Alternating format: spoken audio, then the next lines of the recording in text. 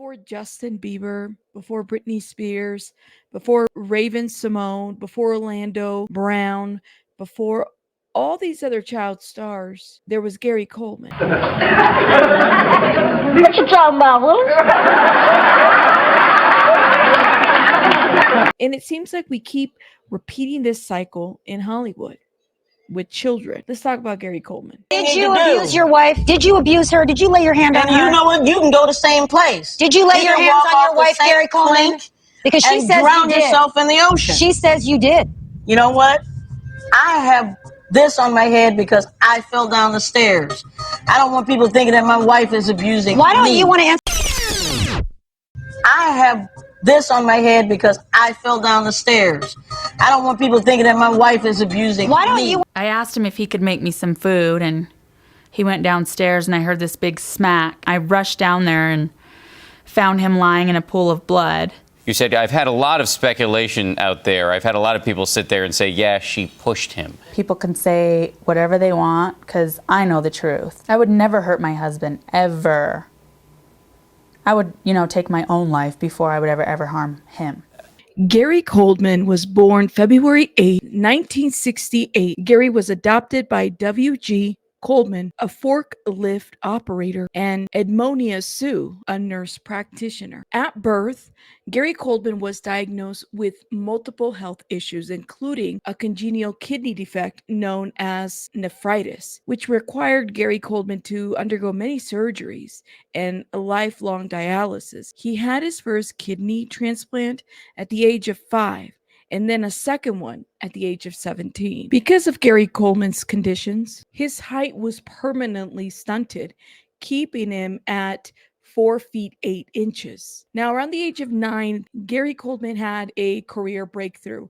He was discovered by a talent scout who was looking for actors to star in a revival of the classic Little Rascals. That project didn't take off, but Gary Coleman's small stature proved to be an asset in other productions. Gary's big break came in 1978 when he was cast to play character Arnold Jackson on a new sitcom called Diff'rent Strokes. Gary played an orphan who was taken in by a wealthy white benefactor and his daughter. The series was a hit, and so were Coleman and his co-stars Dana Plato and Todd Bridges. We all know Gary Coleman's signature line on the show is "What you talking about, Willis?" which became a pop culture catchphrase at that time. And because of his success on this show, he was able to do various spin-offs, and this progressed into a film career. He appeared on The Right Track in 1981 and the made-for-TV The Kid with the Broken Halo in 1982,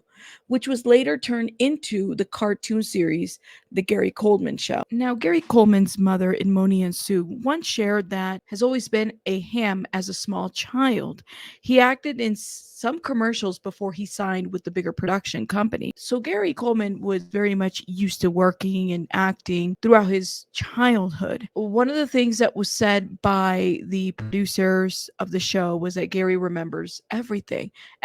Co-producer and director Herb Kenwith told the newspapers, his power of concentration is unlike any adults I know. However, there were concerns that were shared by co-stars in Diff'rent Strokes, his medical problems and overall just the concerns with Gary's health. Bain also saw the pain behind the scenes. Coleman was constantly ill, a kidney transplant at age 5, and by the time he was 15, he was on constant dialysis. He had this huge plastic bag, it had to be that long, full of this dialysis solution. And he had to fill the cavity of his abdomen with that and then drain it out every 4 hours and refill it. And he never complained. Never once. So while Gary was on the show between roughly the ages 10 to 18, he was dealing with these medical problems, but his parents wouldn't intervene when he was working too much. His adoptive parents, Sue and W.G. Coleman, were criticized for letting him continue working through the pain. He was sick. He has always been sick. He was born sick. He's always going to be sick. But he also was sick when he was not working. He decided that he wanted to do these movies. When your child is sick on the set, throwing up, rejecting his kidney, on dialysis 4 times a day, that's the time for parents to step in and say, Gary, no movie of the week this summer. You should rest. Why didn't you do that? But, Sylvia, you don't know whether we didn't do it or not because of someone else is telling you that we didn't do it. You know. Well, did you? Yeah, we did that. Maybe we did push too hard. It wasn't intentionally, and it was not dollar signs on our part that we were pushing for. It was what Gary liked, what he loved, what he was happy doing. Sources are saying that he made about $100,000 per episode. What you talking about, Will? $100,000 per episode. It wouldn't surprise me if he was pushed to keep working, push while he was dealing with the dialysis, that if he was being pushed, and it's so crazy to me because all that money isn't even accounted for. Gary Coleman lost all of that at the end. It wouldn't surprise me if he was pushed because of the amount of money he was making per episode. He made a lot of people a lot of money, grossing some $18 million during his years on diff'rent strokes, and his parents, as his personal managers, took the biggest cut, 20%. Between that and all the others taking their cuts, Gary Coleman was left with almost nothing. Now, around the age of 10, Gary Coleman formed his own production company, which was called Gary Coleman Productions. And this company was to handle his career. His parents, W.G. Coleman and Edmonia Sue, were his full-time managers at that time. They wrote themselves into the contracts as their son's paid employees. Why did he end up with so little? I don't know. I'm not a bookkeeper. I was not an accountant. I didn't handle any finances, everything. All we did was sign documents and gave our approval. When Gary Coleman's career slowed down around 1986 because of the cancellation of diff'rent strokes, Gary decided to look into his trust funds, which was estimated to be $18 million. At that time, Gary Coleman would have been turning 18. And he discovered at that time that he only had $200,000. And it was that discovery that resulted in a lot of people getting sued, which included his parents and his talent agent. The lawsuit was about basically calling out the misappropriation of trust funds. Although Gary won that lawsuit, he saw very little in his initial salary, only receiving $3.8 million. After Gary Coleman had the lawsuit with the parents, and the settlement, Gary really struggled with depression. He verbally talked about having these issues of, having low self-esteem, and Gary Coleman admitted several times that he had attempted suicide. When he couldn't find a job in acting, because you have to understand that he played, a child in some of these roles, and now he dealt with typecasting, right, where people only saw him as Arnold, this character that he played. I mean, this was a struggle for Gary Coleman to find any kind of acting job. He took on work as a security guard. And, money became tight for Gary Coleman. In 1999, he had to file for bankruptcy. Gary continued to make small little cameos. I've seen him in the Fresh Prince of Bel-Air, Married with Children. There's been other small little parts that he's been able to receive, but nothing huge. And one thing that would happen a lot is people would recognize him in the public, and they would either bully him or make fun of him, specifically his medical condition or anything, that they would just poke at him and really try to get a rise out of him. It became very well known that Gary Coleman had a really hot temper, and because of that, he'd get into these altercations with people. There in 1999, there was a fan who tried to get an autograph from him, and he wasn't having it at that time, and so he physically assaulted that fan, and that resulted in him getting charges. I mean, he punched a woman who wanted an autograph from him. He pleaded no contest to the charge and was ordered to pay the victim's hospital bills. Molly Shannon recounts a time that she had with Gary Coleman, and she spoke to the Howard Stern show. So Molly Shannon describes this to be a very terrifying incident, and she was opening up at the Howard Stern show. And this was fairly recent. This wasn't too long ago. Molly shares a time as she met Gary Coleman, and she also wrote about this in her memoir, Hello, Molly.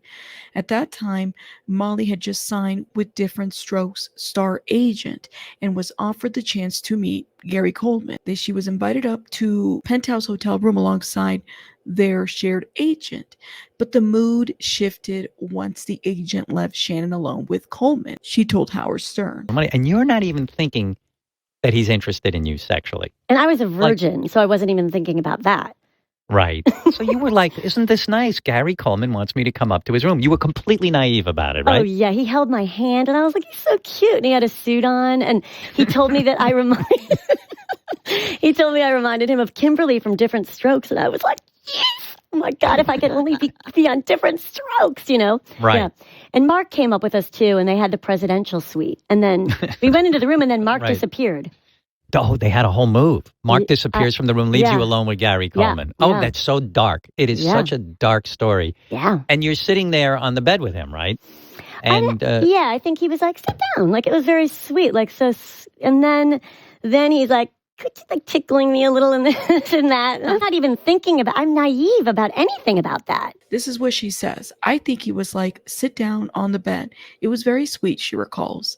And then he's like tickling me a little. Molly says she was trying to be polite towards Gary, pointing out that she was a virgin at that time of the incident. But she told Howard Stern that Gary continued to become more aggressive. She says, and I quote, he was relentless. Then he was like trying to kiss me and get on top. And I was like, no, Gary, stop. So I pushed him off. Then I would get off the bed. Then he would bounce on the bed. But Gary Coleman started to get really aggressive with you, and you say he grabbed your ankles and started holding onto your ankles and then was bouncing on the bed trying to land on top of you. Yes. And I can't even imagine that story. I mean, he that's was relentless. crazy.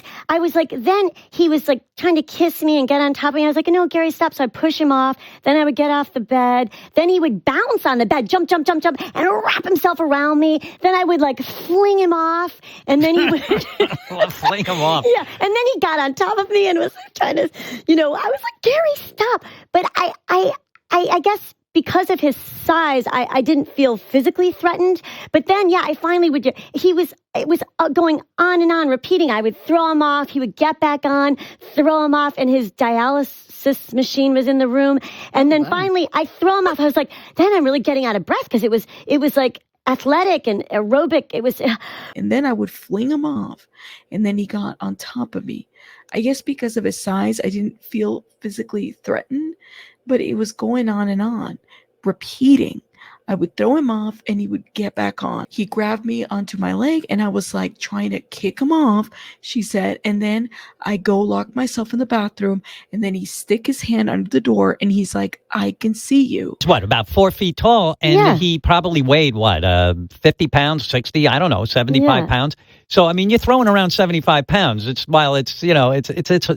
I mean, it's difficult. So then I finally get him off and then I go to the bathroom and then he grabs onto my leg and I was like, David, I was like, kick him off like that. Yeah. And then I go lock myself in the bathroom like this. And then he sticks his hands under the door and he's like, I can see you. No, I love the quote in your book. You go, I can see you, silly Billy. Silly Billy. Which it sounds like a cartoon, actually. But so how did you get out of the room? When you left the bathroom, did you just like run out the door? I just kind of sprinted out. I think I was probably very polite. Molly says she eventually sprinted out of the room, telling her agent on her way out to watch Gary better. She adds this to her statement. She says, I wish I could have stood up for myself more. So Molly Shannon, of course, says that this was a very traumatizing situation that happened to her at that time, being kind of new in the business and stuff like that and not knowing how to react to this. But I think it's important to share her side of the story. Shannon Price is the only documented girlfriend, partner, love interest that I've seen of Gary Coleman. In 2007, Gary Coleman was arrested again for a heated argument that he had with, at that time, was his girlfriend, Shannon Price. It got out of control. So in 2007, in the same year that he has these issues with law enforcement because of the disorderly conduct, because of his argument with Shannon Price, Gary and Shannon Price marry. But this Marriage didn't even last like for more than a year. By 2008, they were already struggling.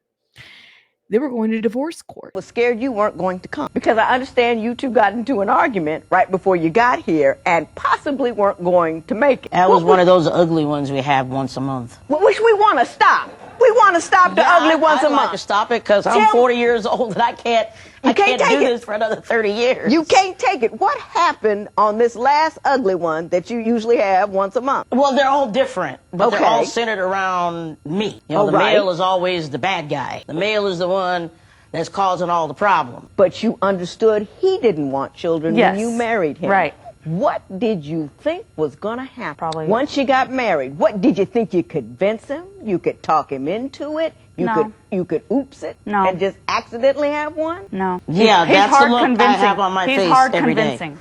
Yeah. He's hard to convince. That Mrs. Price, let's talk about Mr. Coleman for a moment. You say he's got anger issues. Yes. If he doesn't get his way, he throws a temper tantrum like a 5-year-old does. And he like stomps the floor and he's like, man! He starts throwing stuff around and he bashes his head in the wall too. Shannon Price, we have to talk about because speculation that surrounds Gary Coleman's death and Shannon Price. On May 26th of 2010, Shannon Price calls 911, the emergency dispatch, okay? Gary Coleman dies 2 days after this phone call at the age of 42. Listen to this dispatch call and let me know in the chat or in the comments if you guys feel like this call is definitely suspect. Yeah, just the emergency. 892 East. In what city? Santa Fe, Utah. What's the problem? Tell me what's happened. I had my husband go make me some food downstairs. He just got home. I heard this big bang. I went downstairs, blood everywhere. I don't know if he's okay. I'm not down there right now because I have seizures. If I get stressed out, I'm going to seize. Okay, do you know what happened? Did he fell? Or? His head is bloody. There's blood all over the floor. I don't know what happened. I really don't know what happened. I just heard this bang and I went down there. He's on the floor. And what type of bang? Huh? What type of bang? What type of what? What type of bang? Like, was it loud, like a crash? Like something fell? Like he fell, yeah. Send someone quick because I don't even know if he's like going to be alive because there's a lot of blood on the floor. Is there any way you can go down there at all? I'll try. I don't know. I mean, I can't. How old is your husband? 42. Okay, good. Somebody else is taking out the ambulance. I'm going to stay on the line with you, okay? Well, yeah. Is there anyone else there with you that can go downstairs? No. Okay. I've just been kind of sick, and I don't want to be traumatized right now. Is he conscious? I don't know. No, he was like bubbling at the mouth and stuff. Hold on a minute. Gary. Okay. Do you know if he's breathing? He's moving. I can hear him making noise. You can hear him moving? Mm-hmm. Gary, are you okay?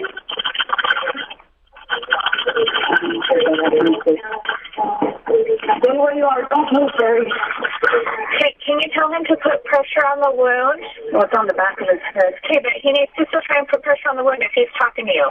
Gary, you gotta put pressure on your wound. What happened? Don't, Gary, don't. Don't fall. No, Roxy. Can you go where he is and help him? He's lethargic. I can't really help him. I just need help quick. Okay, I've got him on the way. I'm just trying to help you out until we get there, okay? Okay. So I just can't be here with the blood. I'm sorry, I can't do it. I can't. I have my dog. Come on. Stay like that, okay? What is wrong?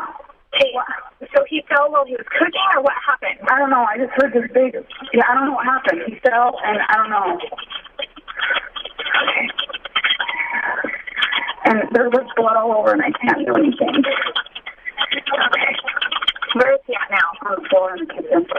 And he's just sitting there. He's sitting up now, but he's like, nah. I mean, his head's all bloody in the back. And I can't drive because, like I said, I have seizures, and I've been sick, and, I can't do anything right now. And,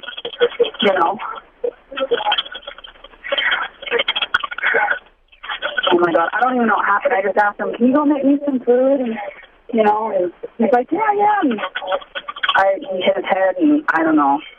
I know it's from his head, though, because I looked at the back of his head and saw bloody and gross, and, so. Okay. And what's your name? Shannon Price. Okay. Yeah. And so he's conscious now? He's conscious, but okay, he is conscious. He's not like with it. And I don't know if he had a seizure. I don't know if he just hit his head and fell. Because I mean, he was kind of like, he wasn't like convulsing or anything, but you know what I mean. Okay.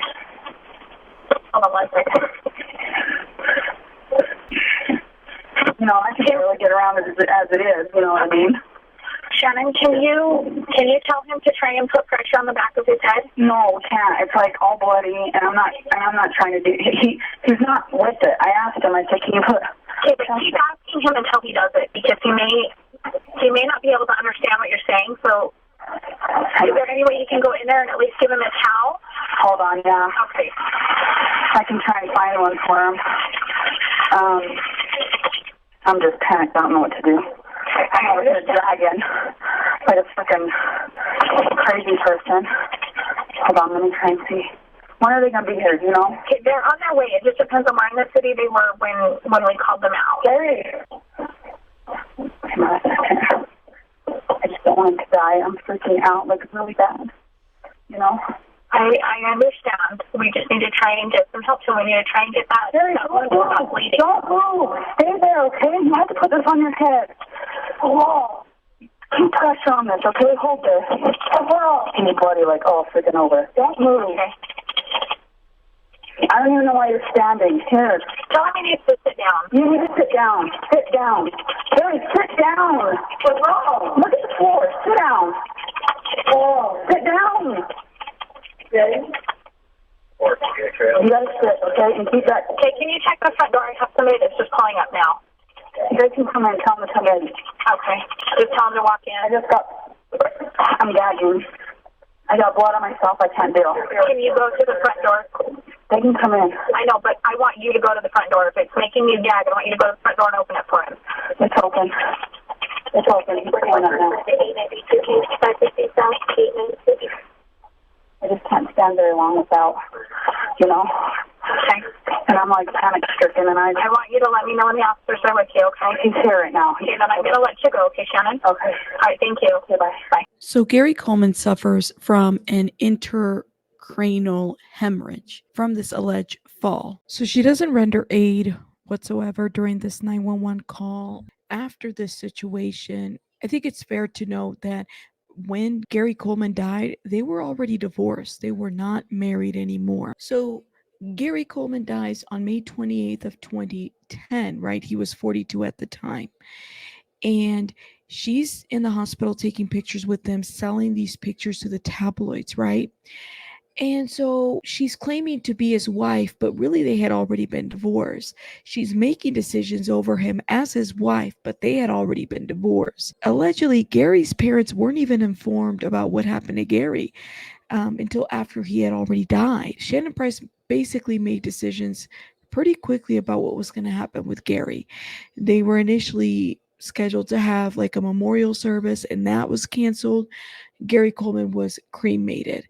And that's kind of where things ended up until the time they were reviewing his will. This is information that was discovered after Gary Coleman's death. A month prior, Gary Coleman's death, he had been hospitalized on February 26th of 2010 because he had suffered a seizure on the set of The Insider. When he was hospitalized, he had obtained a restraining order that he was supposed to serve against Shannon Price. Gary Coleman secretly took out a restraining order against his ex-wife just months before she took him off life support, according to articles that were published back then. These were court documents that were printed in various online sources and news publications around 2010. Gary was granted the restraining order filed under John Doe versus Jane Doe. This was February 19th of 2010, but it was never served to Shannon Price. In the order, which Gary obtained while he was hospitalized, Gary says that Shannon Price had moved back into his home against his wishes while he was ill and away. And despite Shannon's portrayal of herself as a loving ex-wife, Gary writes that Shannon Price has shown a tendency to damage, destroy, and steal the property. And I quote, Shannon Price had shown a tendency to damage, destroy, and steal my property, and I believe she will continue to do so in my absence and while she is trespassing in my home. During the time that he was hospitalized, before she decided to take him off life support, she started selling photos of him on his deathbed and interviews about him shortly after his death. A lot of health issues in the last 2 months. As you guys know, I recently have seizures. And I've had a lot of anxiety. I really miss my husband a lot, and you know, I can barely get around, and I mean, it's been a trial. Can you tell me a little bit more about what happened the night he fell? I asked him if he could make me some food, and he went downstairs, and I heard this big smack. I rushed down there and found him lying in a pool of blood. You said, I've had a lot of speculation out there. I've had a lot of people sit there and say, yeah, she pushed him. People can say whatever they want because I know the truth. I would never hurt my husband, ever. I would, you know, take my own life before I would ever harm him. I was with him down there the whole time. I was trying to find towels and stuff like that. But yeah, seeing him in a pool of blood was difficult. I mean, you know, if it was somebody else in my situation, I mean, I'm sure they wouldn't know what to do either. At one point, you had to make a decision about whether to keep him on life support. The doctors advised me that, you know, it was grim, and, you know, he went into cardiac arrest as well. And so the doctors advised me that this is the best thing for him. Explain to me how that is. I mean, you guys had gotten divorced and then reconciled? We decided that wasn't what we wanted. We just had a disagreement, and after we both filed and it went through, we decided that wasn't the right choice. We were going to renew our vows soon, but our health issues got in the way, so we were unable to do that. Every couple, you know, has their moments, and yeah, we had a lot of disagreements, but we loved each other. It was golden. There were former agents that spoke out and said that the dynamics of their relationship was very unhealthy. This time he knew he needed to break away, so he made sure that she was not allowed in the home. But then he had feelings for her, even though she was abusive, so he allowed her back into the home. The affidavit that was filed under John and Jane Doe shows that not only was it a volatile relationship with Shannon Price, but he had a fear of her vindictiveness. And this is a quote straight out of that court documents. I believe if she's given any warning of this pending order to require her to immediately vacate the home, she will cause more damage and destroy more irreplaceable memorabilia, documents, personal papers, and other such valuables. I would therefore ask the court to issue this order ex parte requiring her removal from the home and restraining her from going upon the premises of my home under any circumstances. He also requested the police be present when Shannon Price removed any of her belongings. This restraining order came about after the fact. So the way police responded to this, if you listen to the 911 call, she doesn't render any aid to him. She doesn't do anything to save his life and takes him off life support, I believe 2 days after this fall. Okay, so it leaves a lot of speculation and a lot of questions about Shannon Price and whether this was a fall that Gary Coleman took or was he pushed by Shannon Price. After Gary Coleman's death, there was a fight that took place about his estate between Shannon Price, his ex-wife, and Anna Gray. Anna Gray is someone who had previously handled Gary Coleman's business affairs and managed his company. She was declared beneficiary in Coleman's will 2 years before his marriage to Shannon. Once married, Gary Coleman authored another will, this time listing Shannon Price as the beneficiary. However, after their divorce and the existence of two wills, a dispute took over. The rightful beneficiary ensued, which carried on for 2 years.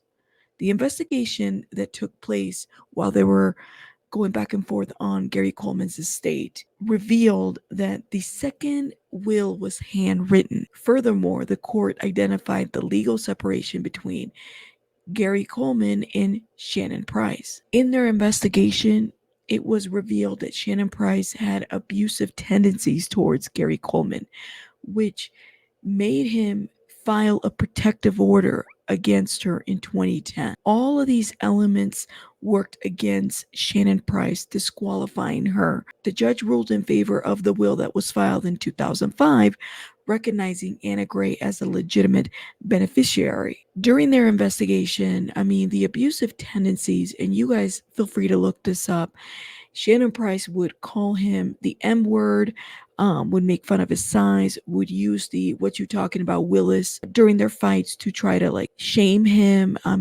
This woman was very volatile based on what witness statements said about Shannon Price.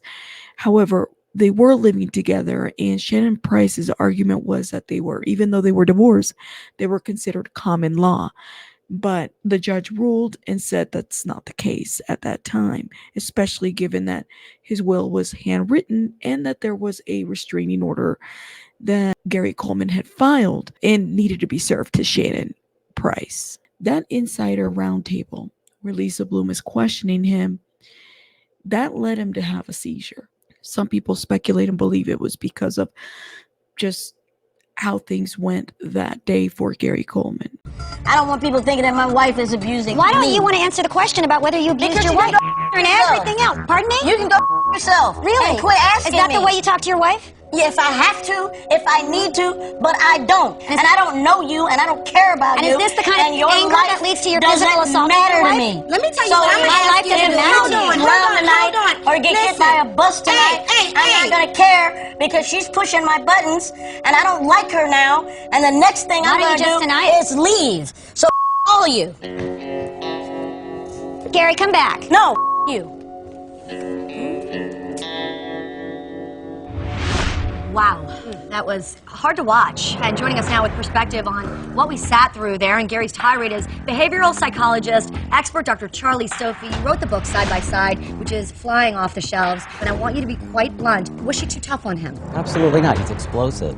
He tries to hold it together, then he blows. You're lucky he didn't hit somebody here. Right. Really? Do you think that she was too tough? Because I thought she was she was provoking him. Because provoking, right. That's the word. But she in an wanted inappropriate manner? No, she wants answers. You guys want answers. Could the right type of therapy really help him where he is right now? What I saw there needs medicine. Dr. Stoffi, thank you so much for your perspective. And tomorrow, the aftermath you haven't seen as Gary's rage continued. It's very easy, I think, for people to poke at Gary Coleman and Gary Coleman give a reaction to folk. That doesn't excuse his behavior from the past. It doesn't excuse any of his behavior, his volatile behavior, right? But it seems to me that the media, specifically when they would capture him in photos, they knew how to poke at him. They knew the things to say. And he was at this point where he was probably over it and mad because he was living this every day. What is interesting to me is that even with Shannon Price, we saw this cycle of them. They were very toxic with each other, very horrible to each other. Both of them had legal issues with each other with domestic violence and wouldn't separate completely. They were living with each other in their home. I think that speaks to the cycle of DV that happens in many relationships. It's unfortunate that the relationship with Gary Coleman and his parents was strained. I think part of it is because they had taken from Gary Coleman. They had taken financially from Gary Coleman. They used him. They made him pay his medical bills, right? And so he would continue to work, and he was essentially able to afford these medical bills. But imagine working a good portion of your life as a child and then your young adult to your adult life to find out that you have nothing because the people that you trusted took that away from you. And legally, they were found to have stolen from him. So this is a very sad all-around story. The people that were nearest to Gary Coleman didn't protect him, and basically was a product of a lot of the things that he lived through as a child. Nobody really quotes or remembers Gary Coleman in the younger generations. And so I thought it was important to do a video to highlight that. Another thing too is that Peacock is going to be doing a biopic on Gary Coleman that will be released on August 29th. So we'll definitely be reviewing that as well. Let me know your thoughts in the comments. Did you guys know about Gary Coleman's story? Did you guys learn something different today? Let me know what you think. Maybe you know something that I don't.